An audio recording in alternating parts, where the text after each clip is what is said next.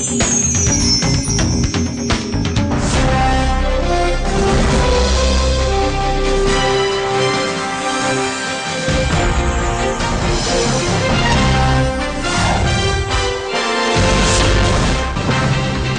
செய்திகள். தெலுங்கானா பிரச்சனையால் மத்திய அமைச்சரவை மாற்றம் ஒத்திவைப்பு. காங்கிரஸ் காரிய கமிட்டி கூட்டத்தில் முடிவு.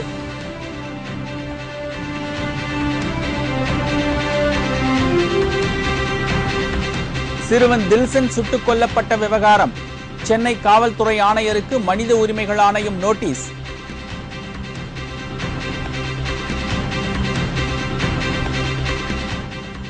விவசாயிகள் நிலத்தை திருப்பி ஒப்படைக்குமாறு மாயாவதி அரசுக்கு உச்சநீதிமன்றம் உத்தரவு. வழக்கு தொடர்ந்த அரசு தரப்புக்கு 10 லட்சம் ரூபாய் அபராதம்.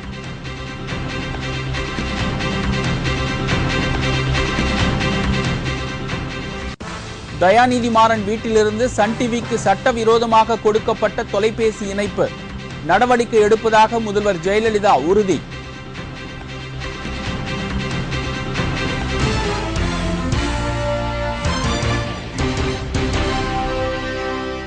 வணக்கம். வணக்கம். விரிவான செய்திகள். தெலுங்கானா விவகாரம் காரணமாக மத்திய அமைச்சரவை விரிவாக்கம் தள்ளி வைக்கப்படலாம் என தகவல்கள் வெளியாகியுள்ளன. தனி தெலுங்கானா மாநிலம் அமைக்க கோரி அந்த பகுதியைச் சேர்ந்த காங்கிரஸ் எம்எல்ஏக்கள் மற்றும் எம்பிக்கள் பதவி விலகியுள்ளனர். தெலுங்கு தேசம் கட்சியைச் சேர்ந்த எம்எல்ஏக்களும் பதவி விலகியுள்ளனர்.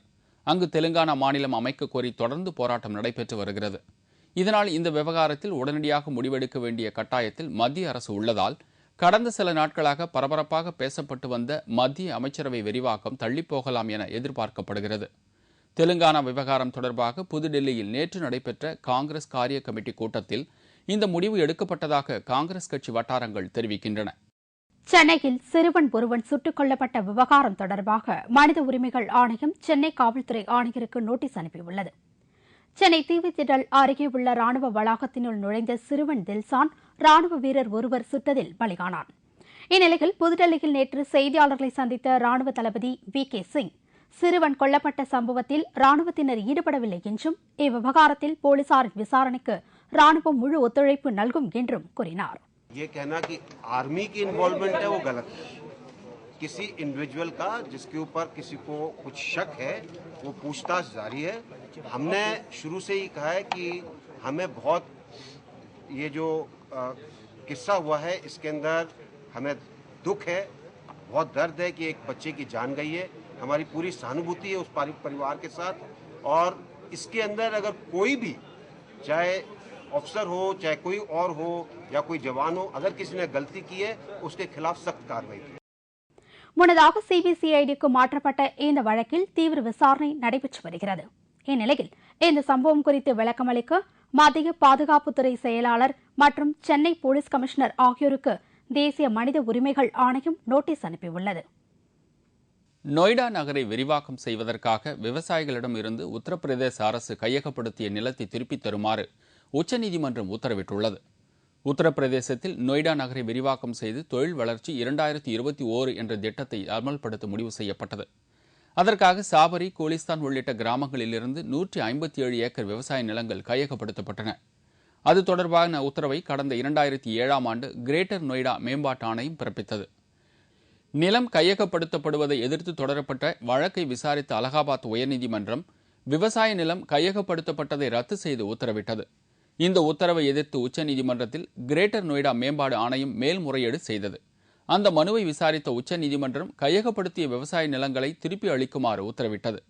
மேலும் வழக்கு தொடர்ந்த உத்தரப்பிரதேச அரசு தரப்புக்கு உச்சநீதிமன்றம் 10 லட்சம் ரூபாய் அபராதமும் விதித்தது. இதனிடையே விவசாயிகள் நிலத்தை உத்தரப்பிரதேச அரசு கையகப்படுத்துவதற்கு எதிர்ப்பு தெரிவித்து காங்கிரஸ் பொதுச் செயலாளர் ராகுல் காந்தி அங்கு பாத யாத்திரை நடத்தி வருவது குறிப்பிடத்தக்கது. தயாநிதி மாறன் வீட்டில் இருந்து சன் டிவி அலுவலகத்திற்கு சட்டவிரோதமான முறையில் தொலைபேசி இணைப்பு வழங்கப்பட்டது குறித்து விரைவில் நடவடிக்கை எடுக்கப்படும் என்று முதல்வர் ஜெயலலிதா கூறியுள்ளார். மத்திய ஜவுளித்துறை அமைச்சர் தயாநிதி மாறன் தொலைத்தொடர்புத்துறை அமைச்சராக இருந்தபோது அவரது வீட்டிற்கு வழங்கப்பட்ட தொலைபேசி இணைப்பை தனது சகோதரர் தொலைக்காட்சி நிறுவனமான சன் டிவிக்கு பயன்படுத்தியது தெரியவந்துள்ளது. மேலும் தயாநிதி மாறனின் வீட்டில் இருந்து சன் டிவியின் அலுவலகத்திற்கு சட்டவிரோதமான முறையில் தொலைபேசி இணைப்பு வழங்கப்பட்டதும் தற்போது கண்டுபிடிக்கப்பட்டுள்ளது.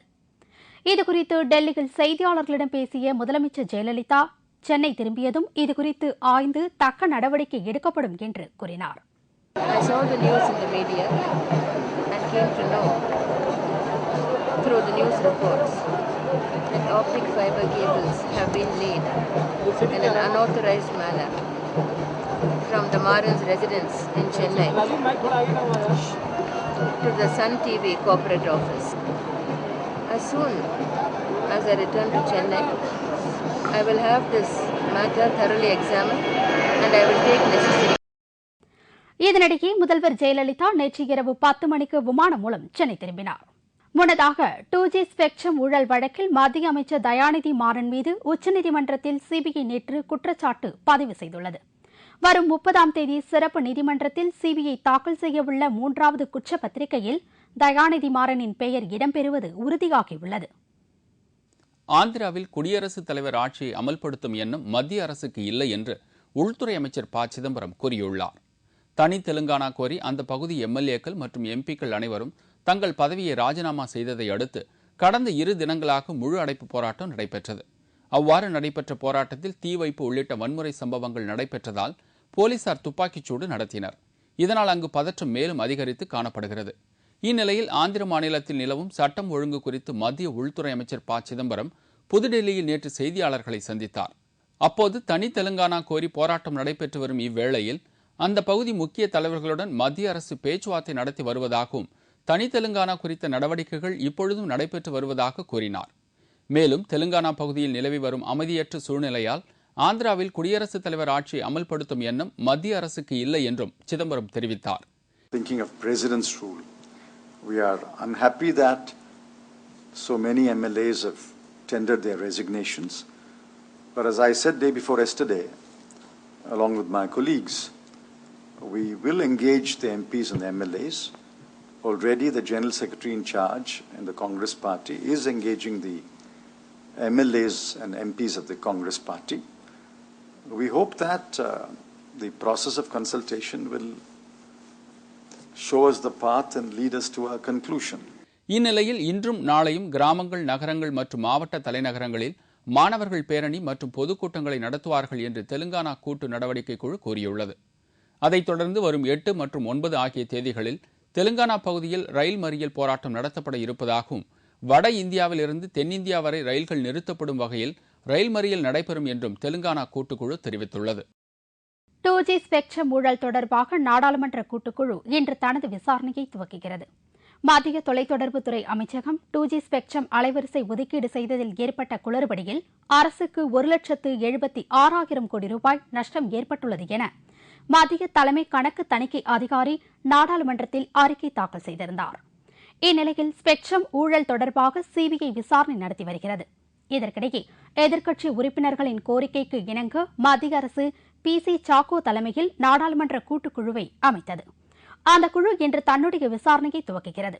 கடந்த 1996 முதல் 2009 வரை தொலைத்தொடர்புத்துறை செயலர் பொறுப்பு வகித்தவர்களிடமும் இந்திய தொலைத்தொடர்பு ஆணைய முன்னாள் தலைவர் சித்தார்த் பெகுரா, முன்னாள் கண்காணிப்பு ஆணையர் PG தாமஸ், தினேஷ் சங்கர் மாத்தூர் ஆகியோரிடமும் JPC விசாரணை நடத்தவுள்ளது. அக்குழுவின் தலைவர் PC சாக்கோ ஒவ்வொரு வாரமும் செவ்வாய் மற்றும் புதன்கிழமைகளில் கூட்டுக்குழுவின் கூட்டத்தை நடத்த முடிவு செய்துள்ளார். மழைக்கால கூட்டத்தொடருக்குள் JPC தனது அறிக்கையை நாடாளுமன்றத்தில் சமர்ப்பிக்கும் என்று தெரிகிறது. மத்திய லஞ்ச ஒழிப்பு மற்றும் கண்காணிப்பு ஆணையம் தனது 2010ஆம் ஆண்டுக்கான அறிக்கையை குடியரசுத் தலைவர் பிரதிபா பாட்டீலிடம் அளித்துள்ளது. மத்திய லஞ்ச ஒழிப்பு மற்றும் கண்காணிப்பு ஆணைய சட்டத்தின்படி ஆணையம் ஓராண்டில் மேற்கொண்ட நடவடிக்கைகள் குறித்த அறிக்கையை குடியரசுத் தலைவரிடம் அளிக்க வேண்டும். அதன் பின்னர் அந்த அறிக்கை நாடாளுமன்றத்தில் தாக்கல் செய்யப்படும். இந்நிலையில் கடந்த ஆண்டு மத்திய லஞ்ச ஒழிப்பு மற்றும் கண்காணிப்பு ஆணையம் மேற்கொண்ட லஞ்ச ஒழிப்புக்கு எதிரான நடவடிக்கைகள் அடங்கிய ஆண்டு அறிக்கையை ஆணையர்கள் R. ஸ்ரீகுமார் மற்றும் JM கார்க் ஆகியோர் கடந்த மாதம் 30ஆம் தேதி குடியரசுத் தலைவர் பிரதிபா பாட்டீலிடம் வழங்கினர். அதைத் தொடர்ந்து அந்த அறிக்கை வருகின்ற நாடாளுமன்ற கூட்டத்தொடரில் தாக்கல் செய்யப்பட உள்ளது. தமிழகத்தில் 5ஆண்டு சட்டப்படிப்பிற்கான கலந்தாய்வு சென்னையில் நேற்று தொடங்கியது. நடப்பு கல்வியாண்டிற்கான சட்டப்படிப்புகளுக்கான கலந்தாய்வு நேற்று தொடங்கியது. தமிழக சட்டத்துறை அமைச்சர் செந்தமிழன் முதல் 5 இடங்கள் பிடித்த மாணவ மாணவியருக்கு சேர்க்கை கடிதத்தை வழங்கினார். 5 ஆண்டு சட்ட படிப்புகளுக்கான முதல்கட்ட கலந்தாய்வு இம்மாதம் 9ஆம் தேதி வரை நடைபெறுகிறது. இன்று நடைபெறவுள்ள கலந்தாய்வில் தாழ்த்தப்பட்ட மற்றும் பழங்குடியின மக்களுக்கும் நாளை பிற்படுத்தப்பட்ட மிகவும் பிற்படுத்தப்பட்ட மாணவர்களுக்கும் கலந்தாய்வு நடத்த இருப்பதாக தமிழ்நாடு டாக்டர் அம்பேத்கர் சட்ட பல்கலைக்கழக துணைவேந்தர் விஜயகுமார் தெரிவித்துள்ளார். தமிழகத்தில் உள்ள 6 சட்ட கல்லூரிகளில் 1052 மாணவர்கள் நடப்பு கல்வியாண்டில் சேர்க்கப்பட உள்ளனர். 3 ஆண்டு சட்டப்படிப்பிற்கான விண்ணப்பங்களை சமர்ப்பிக்க இம்மாதம் 20ஆம் தேதி கடைசி தேதி என்றும் 27ஆம் தேதி இதற்கான கலந்தாய்வு தொடங்கும் என்றும் சட்ட பல்கலைக்கழக துணைவேந்தர் விஜயகுமார் தெரிவித்தார். இந்த ஆண்டு எங்க சட்ட பல்கலைக்கழகத்துக்கு வந்த டோட்டல் நம்பர் ஆஃப் அப்ளிகேஷன்ஸ் அப்படின்னு பார்த்தீங்கன்னா கிட்டத்தட்ட 2700 அப்ளிகேஷன்ஸ் வந்திருக்கு. 2686 அப்ளிகேஷன்ஸ் வந்திருக்கு. அதுலேருந்து உங்களுக்கு நம்ம டீட்டெயில்ஸ் எடுத்து இன்னைக்கு 360 பேர் வந்து கால் பண்ணியிருக்கோம். உத்தரப்பிரதேச மாநிலத்தில் பேருந்து மீது ரயில் மோதிய விபத்தில் 30 பேர் பலியாகி உள்ளனர். உத்தரப்பிரதேச மாநிலம் கன்ஷிராம் நகர் அருகே திருமணத்தில் கலந்து கொள்வதற்காக 40 பேர் ஒரு பேருந்தில் சென்று கொண்டிருந்தனர். அப்போது சாப்ரா மதுரா அருகே உள்ள ஆளில்லா ரயில்வே தண்டவாளத்தை அந்த பேருந்து கடக்க முயன்ற போது அந்த வழியே வந்த எக்ஸ்பிரஸ் ரயில் பேருந்து மீது பயங்கரமாக மோதியது. இதில் சம்பவ இடத்திலேயே 30 பேர் பலியானார்கள். எஞ்சியவர்கள் படுகாயங்களுடன் மருத்துவமனையில் சிகிச்சை பெற்று வருகின்றனர். இத்துடன் செய்திகள் நிறைவடைந்தன. மீண்டும் செய்திகள் பிற்பகல் 1 மணிக்கு. உங்களது பிரச்சனைகளுக்கு உடனடி தீர்வு காண 30134600 என்ற கேப்டன் டிவியின் தொலைபேசி எண்ணை தொடர்பு கொள்ளுங்கள். வணக்கம். வணக்கம்.